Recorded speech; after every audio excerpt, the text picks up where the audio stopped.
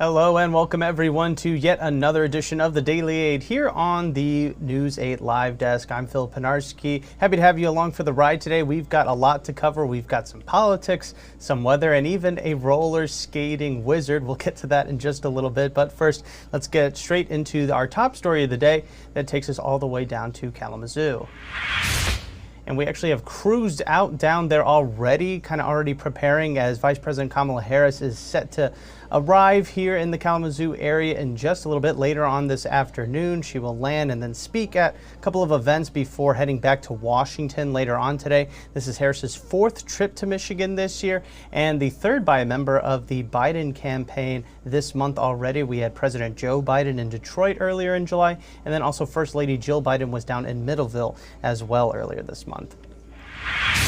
And from one visit to the next, former President Donald Trump announced yesterday that he will be holding a rally in Grand Rapids this coming Saturday. I am starting to understand why Michigan might be considered a battleground state in the 2024 election. This will be the first rally Trump holds following the Republican National Convention in Milwaukee, and also the first rally since that assassination attempt in Butler, Pennsylvania. His newly selected running mate, Senator J.D. Vance, will also be present at the rally at Van Andel Arena.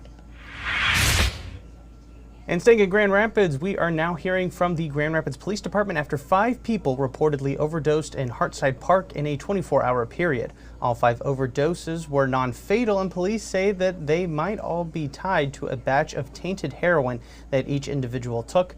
An investigation is now underway into the matter.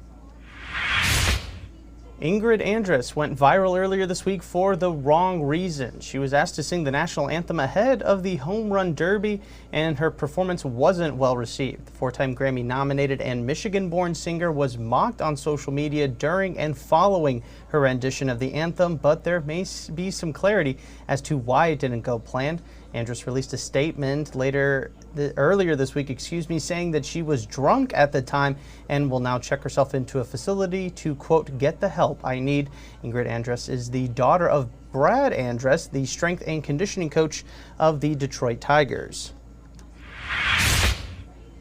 And we head to Ottawa County now, where the Ottawa County Health Department says that they have found a bat that tested positive for rabies. Yesterday we talked about the Jamestown Canyon virus being found in that mosquito. Well, now we have to deal with this bat who was found to have rabies in Ottawa County. This is the first one in the county, though, this year, and just the 18th overall in the state. Health officials are now using this as a reminder to everybody to stay away from wild animals, and if you or your pet maybe have been bit or scratched by a wild animal, to go get checked out right away to ensure that there is no serious injury or even death associated with the virus.